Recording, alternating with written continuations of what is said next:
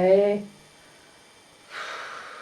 c'était 3-4 mois on a fait ça.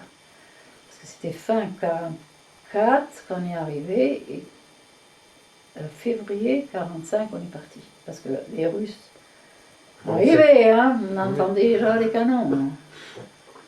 Alors là, ils ne savaient pas quoi faire avec nous. Et en plus encore, c'est important quand même pour les jeunes. On habitait à 9 filles, 13 filles, 12 ou 13, je ne sais plus. Une pièce comme là, hein.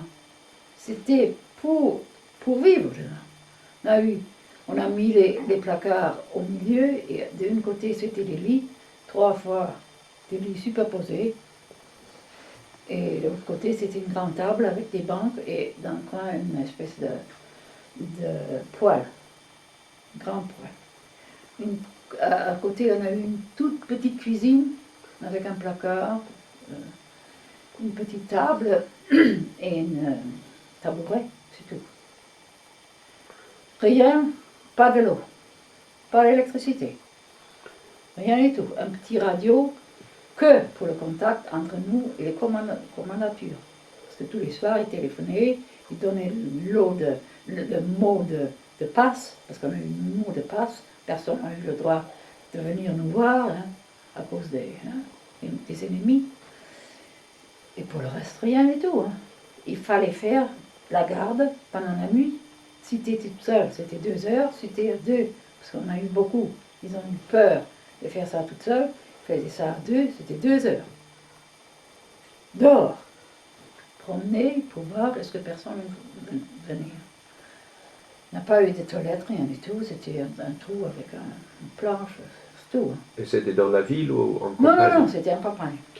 Et qu'est-ce que vous avez mangé là-bas? Justement, il fallait aller dans le village et là on a eu, on était ravitaillés, mais pas, et on allait chez les paysans pour chercher du lait.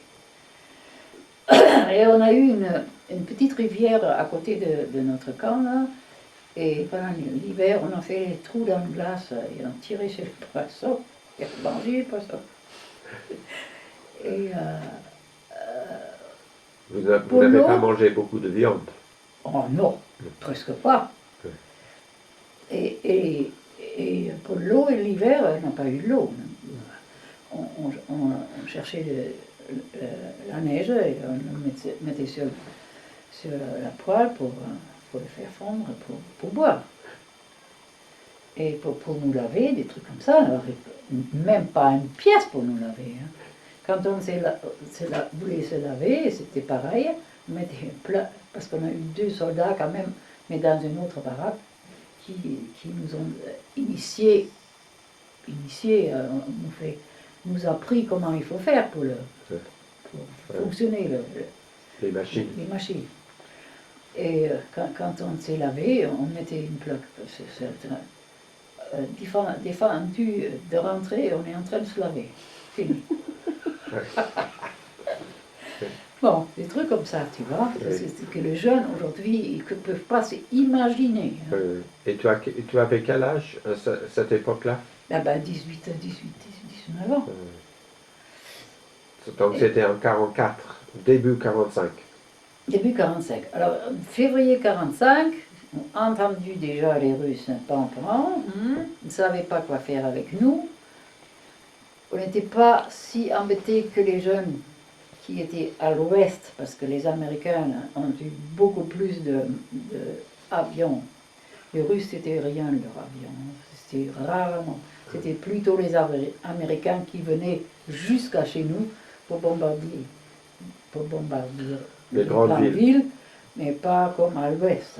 À l'ouest, on a beaucoup de jeunes de mon âge qui sont morts à cause de bombardements. Mais chez nous, on n'a pas eu.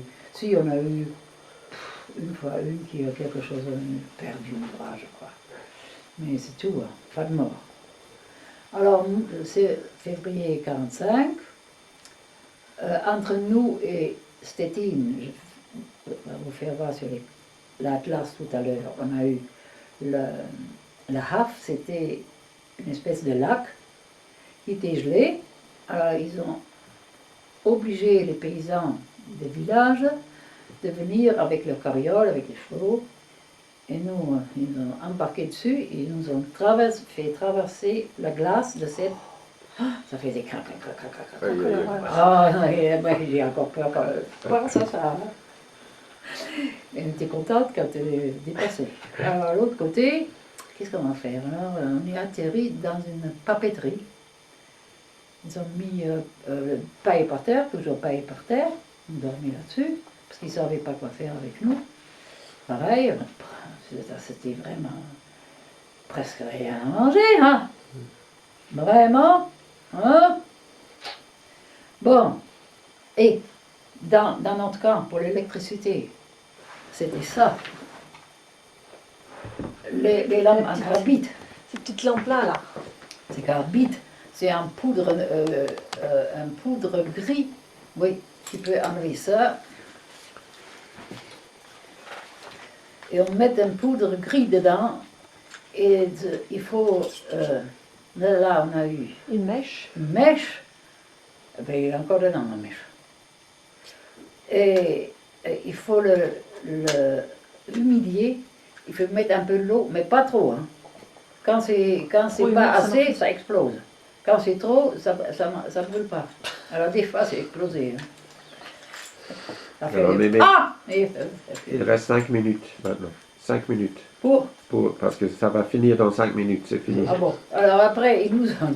Quand on était arrivés là, dans la salle, dans l'usine, après, ils nous ont mis dans les wagons de bestiaux et ils ont emmené en Allemagne du Sud, traversé toute l'Allemagne pendant une semaine. Mais tu vois, c'est pas évident. T'as pas de toilette, t'as pas de l'eau, t'as pas de rien du tout. Surtout pour les filles, quand ils ont fait pipi, on ouvre la porte. Là, on se tenait comme ça, on était dehors. Et quand on a eu du vent, ça rentrait là. Bon, alors on est arrivé dans le sud d'Allemagne. Là, j'ai travaillé, on était dans un autre camp, avec des soldats. J'ai travaillé dans la cuisine parce que je ne savais pas assez bien faire la cuisine. Et on est plusieurs fois bombardé dans ce camp. Et après, on a encore travaillé avec des lampes, près de Augsbourg.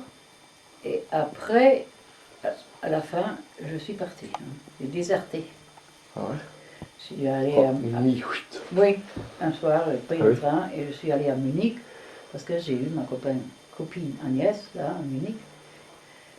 Et elle m'a amenée chez sa mère. Et non, à Munich, on a eu un bombardement. Alors quand on sortait de la cave, on trouve... Et ça t'a mis combien de temps pour aller de Stettin jusqu'à Munich? Jusqu'à Munich, Ouais. une semaine. Une semaine dans les wagons spéciaux, hein. Mais pas fermés à clé. Et Pas de plus. tu as fait des aventures durant cette semaine-là? Les aventures? Ouais. Ben non, mais qu'est-ce que tu veux qu'on fasse comme aventure? Ben on était déjà des fois tac tac tac par les Américains, mais bon, on n'a pas... Tu étais attaqué une fois, je crois, par les Américains, non? Bon, on était attaqués par les Américains, mais bon, les Américains ne savaient pas si c'était des Juifs ou nous, ils ont quand même pas souvent... Et qu'est-ce que tu portais comme vêtements? l'uniforme. Ah, tu vois. Et quand je suis arrivée à Munich, Agnès m'a amenée chez sa mère. Et c'est fini. Non, Non, c'est non, bon. vas-y. Vas-y. Agnès m'a amenée chez sa mère, mais la maison était bombardée aussi. On vivait dans la cave déjà, à beaucoup de monde aussi. C'est pareil, on dormait par terre. Hein.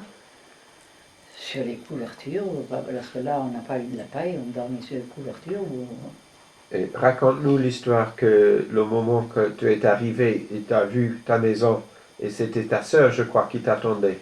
Alors Non, raconte. ne m'entendez Non, mais pas. attends. Non, mais Alors- elle est à Munich, là, d'abord. Elle a resté à Munich. Ah Alors, oui. Munich, quand je suis arrivée à Munich, c'était les avions, une sirène, on est allé dans les caves, on a attendu que le bombardement était passé, on sortait tout en feu, C'était tous les jours, tous les soirs, tout le temps. tout le temps. C'était la fin, hein. Ils ont mis J'ai mis le paquet. un paquet. Alors, je suis sortie, Ben, on ne se retrouve plus, tout était en fête, tu vas aller où alors? Je ne sais plus comment j'ai fait, j'ai demandé aux gens pour aller chez Agnès, c'était en dehors de Munich. Et ben, je suis arrivée, et Agnès m'a amené chez sa mère, et je restais chez sa mère quelques semaines. Après, on était tellement de monde, on a eu une autre copine à Agnès qui dit, tu peux venir chez moi si tu veux. Et les Américains sont arrivés vers le 1er mai à Munich, mais ce n'était pas encore la fin de la guerre. La fin de la guerre, c'était le 8 mai. Alors, j'ai habité pendant 7 ans chez... Ah, là, ils ont lâché quand les Américains sont venus, ils ont ouvert le camp de concentration de Dachau. Et tous ces gens qui pouvaient encore marcher sont venus en ville. Et c'est là, c'était horrible, horrible, horrible. Ils étaient dans leur espèce de pyjama rayé, la crâne rasée. C'était comme une tête de mort avec une peau comme le cuir tout marron, les yeux tout rentrés. Horrible, hein. Et ils se traînaient en ville et ils sont tombés près de mort des fois. Hein. Et les gens les ont accueillis ou...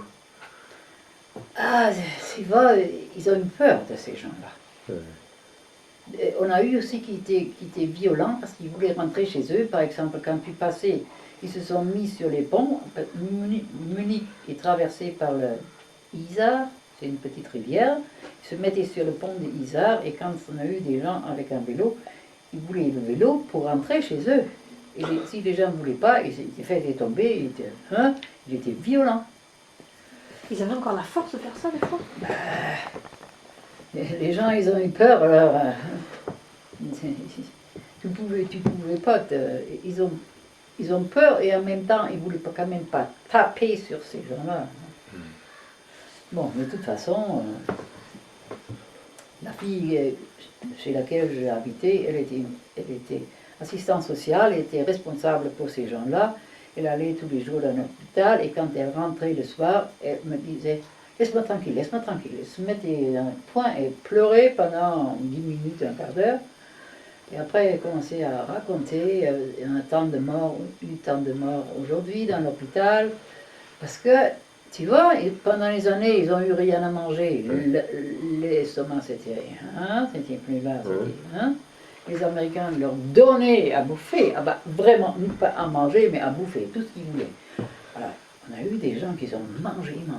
Ils sont morts parce que l'estomac est éclaté. Carrément. Beaucoup.